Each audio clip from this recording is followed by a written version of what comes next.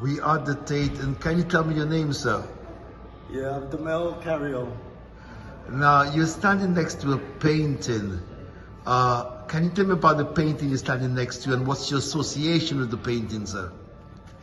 Well, I'm the artist basically that did this painting. It's a painting called Losing My Religion, portrait of George Michael. So it's oil on canvas with a lovely frame around it.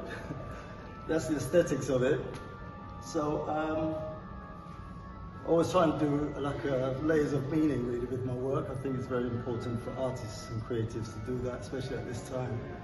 So it's really prompted by, I wanted to say something about faith itself. I was kind of like steeped in religion as a child growing up in Gambia. From the age of 7, I knew the Mass and the hymns in Latin, would you believe? So from Rome as a Catholic to little old Gambia in Latin.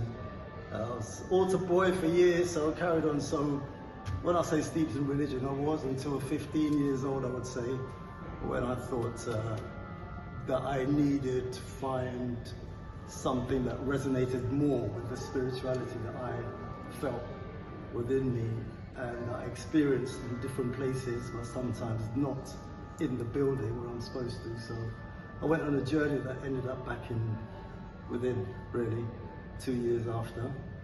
So some of my work is influenced by religion. It's religious statements I want to make, but more religious imagery coming from the Italian Renaissance, for example. So I kind of reinterpret as we black artists seem to find ourselves in the land of reimagining and restating, you know. So, but this one was more about faith I wanted to speak about. Now, faith is on different levels, so I could have faith and belief in you or in a situation. But mainly when people think of faith, they think of religious faith. So there I go, down the religious path again, which is brilliant. So, and responsive, you know, we artists are responsive to our environment. And this environment was a CD that was on my kitchen table, left there by someone, that I kept seeing every time I went in, and it used to grab me, and it was this image of George Michael. So I thought that's the image I'll use to talk about faith. Plus he's got his album, Faith, and a single Faith as well. But it's too direct and obvious just to call it faith, because then it's just a portrait of George Michael, but it's supposed to be a portrait about faith itself. So how do I make this connection? So I'm a musician as well as a fine artist and a vocalist. So a lot of my work does have song titles as well, like Golden Lady by Stevie Wonder, for example. And what came to me for this was R.E.M's Losing My Religion. Just came into my head. So I thought it sounded like a brilliant title, first of all. But what does losing my religion mean? It sounds like someone who's did the journey I did really in leaving church. You know, I have to say, ended up with me. You know, so I'm not telling people to leave their religion. So what does losing my religion mean?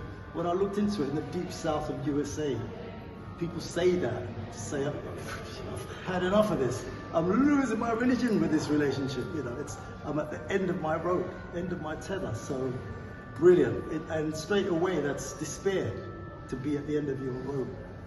Artists, we turn stories on their head. Me, I like to turn the negative to positive. So I turned the despair into hope, and that became the religious beads instead of the rope.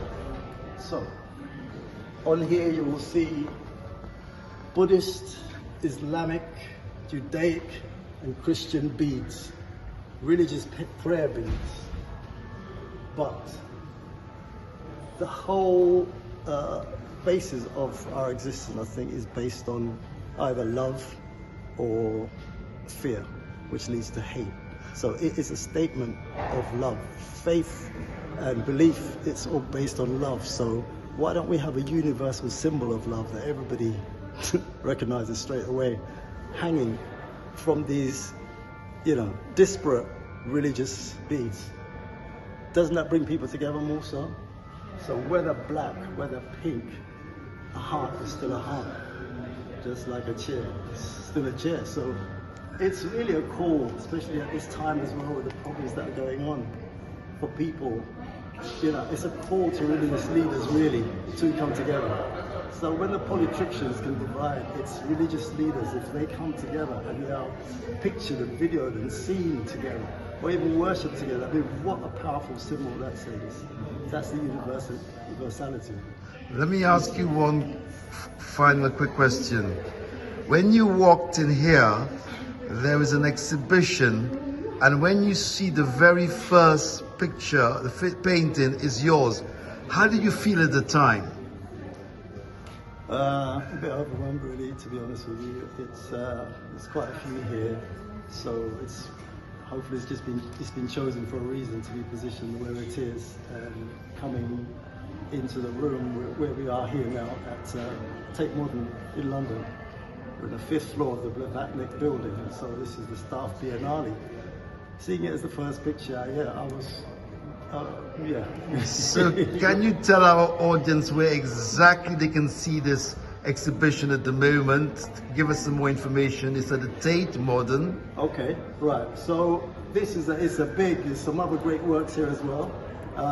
It's at Tate Modern, at nearest stations Blackfriars or London Bridge. This is the 5th floor of the Blavatsky building.